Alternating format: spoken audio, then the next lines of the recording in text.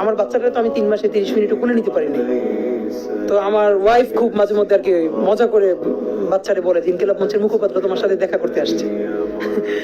তো যেটা ব্যাপার ভাইয়া, তো আমার এই প্রথম মনে হলো কি যে আমি ভাইয়ারে বলি, ভাইয়া আল্লাহ যদি আমাকে নিয়ে যায় আমার বাচ্চাটার দিকে একটু খেয়াল রাখি। তো এই কথাটা আমি বলতে পারিনি।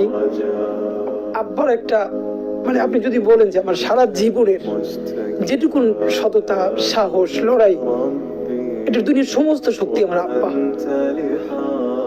এবং আব্বা যখন ইন্তেকাল করে তখন আমি ঢাকা ইউনিভার্সিটিতে আমরা পড়ি, আমরা 3 ভাই বোন, তখন পড়াশোনার মধ্যে উনি ভাইস প্রিন্সিপাল ছিলেন এবং প্রচন্ড সমাজ সচেতন একজন সংগ্রামী মানুষ ছিলেন।